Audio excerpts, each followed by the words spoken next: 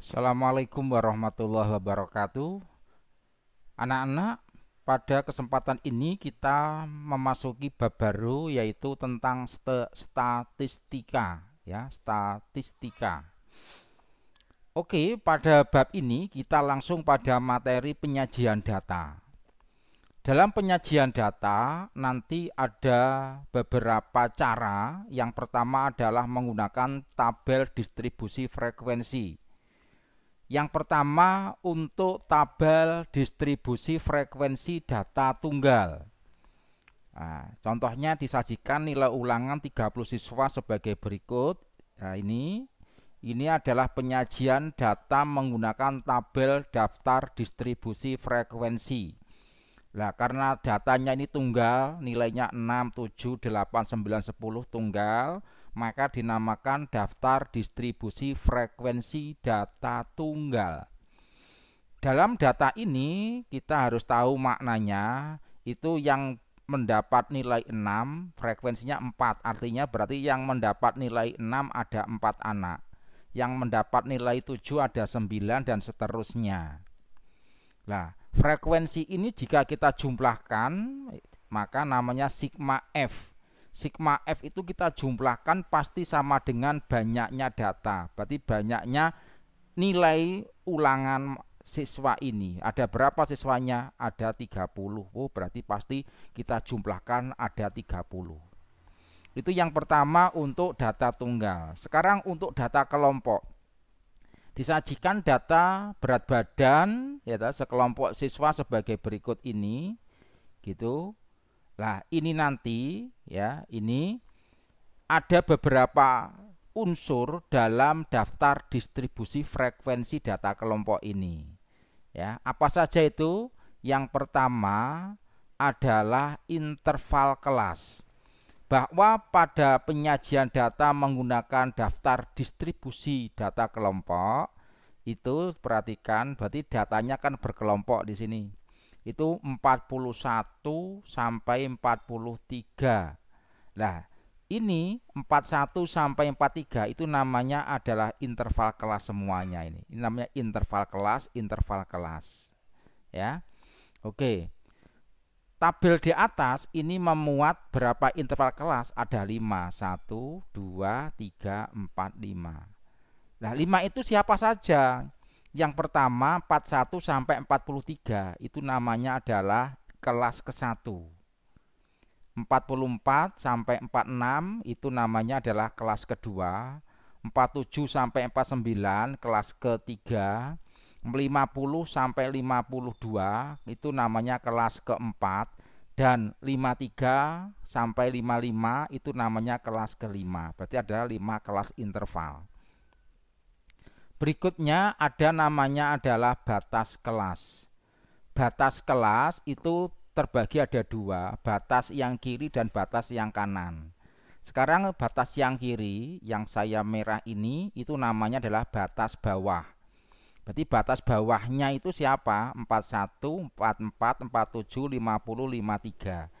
Ini artinya batas bawah kelas ke-1, batas bawah kelas kedua, batas bawah kelas ketiga, batas bawah kelas ke-4, batas bawah kelas ke-5.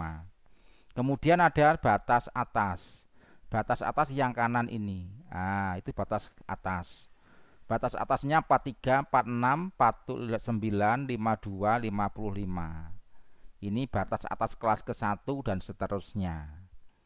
Kemudian ada namanya tepi kelas. Tepi kelas itu terbagi juga ada 2, tepi bawah. Nah, tepi bawah itu rumusnya batas bawah dikurangi setengah. Nah, misalkan kita cari tepi kelas ke-1. Kelas ke-1-nya ini tepi bawah kelas ke-1 sekarang. Tepi bawah kelas 1 berarti 41 dikurangi setengah, 40,5. Jika kita mencari tepi kelas ketiga, tepi bawah kelas ketiga. Tepi bawah kelas ketiga berarti 47 dikurangi setengah gitu ya, 46,5. Kemudian ada tepi atas. Tepi atas TA itu rumusnya adalah tepi atas ditambah setengah. Ini rumusnya. Kalau tepi bawah batas bawah dikurangi setengah, kalau tepi atas, batas atas ditambah setengah. Nah, kemudian jika kita mencari tepi atas kelas ke-1 berapa? Oh, berarti ini adalah batas atasnya kan 43, berarti 43 ditambah setengah, 43,5. Nah, tepi atas kelas ke-3 berarti 49 ditambah setengah, 49,5 gitu ya. Oke, berikutnya ada panjang kelas atau lebar kelas gitu ya, simbolnya P. Nah, kalau kita mencari panjang kelas interval, itu rumusnya adalah tepi atas dikurangi tepi bawah. Harus pada satu kelas interval yang sama ya. Nah, misalkan kita akan mencari panjang kelasnya berapa, kita ambil yang kelas ke-1, berarti tepi atasnya kan 43,5 dikurangi 40,5, berarti nilainya adalah berapa ini? 3. Berarti panjang kelas intervalnya adalah 3 gitu ya. Berarti ini adalah sama dengan 3. Itu. Oke. Berikutnya di sini ada titik tengah. Nah, titik tengah dari data setiap interval ini. Berarti kita mencari titik tengah dari setiap interval kelasnya. Rumusnya apa? Batas bawah ditambah batas atas dibagi 2. Jadi kalau kita ingin mencari nilai tengah untuk kelas ke-1 berarti ya 41 ditambah 43 dibagi 2. 84 dibagi 2, 42. Masukkan ke sini. Oh, di sini adalah 42. Terus kelas kedua gimana? Sama, 44 ditambah 46 dibagi 2, 45. Terus kelas ketiga gimana? Dan seterusnya seperti ini. Berarti batas bawah ditambah batas atas dibagi 2. Adapun cara yang lebih mudah, kalau kita sudah tahu yang pertama, ini 41 menjadi 42. Berarti ditambah berapa? Ditambah 1. Wow, berarti di sini 42 toh. Lah, kalau ini 44 berarti kan ditambah 1 45.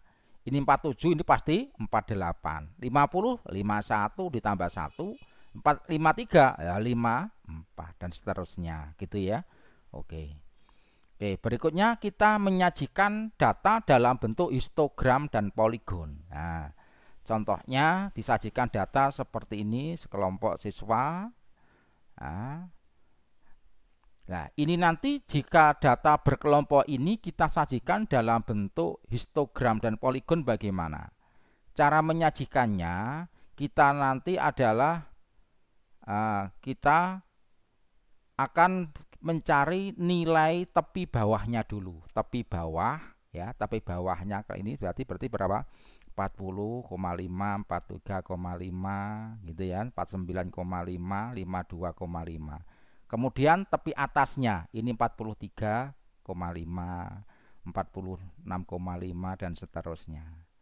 Nah, kemudian kita tulis dalam bentuk diagram kartesius. Berarti yang sumbu X-nya searah sumbu X berat badan, yang vertikalnya adalah frekuensi. Kemudian tepinya tadi kita tulis. Nah, kita tulis seperti ini. Kemudian sesuaikan tadi yang tepi atas tadi frekuensinya ada berapa gitu ya. Nah, ini kita cari.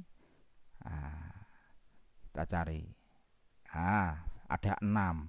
Yang kelas kedua tadi frekuensinya ada 4. Kelas ketiga ada 7. Kelas ke-4 ada 5. Kelas ke-5 ada 8. Nah, ini namanya adalah histogram.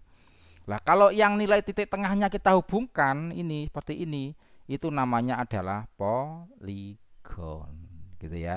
Nah, itu adalah membuat histogram dan poligon. Oke, kita lanjutkan nanti pada materi berikutnya. Terima kasih, sampai jumpa. Assalamualaikum warahmatullahi wabarakatuh.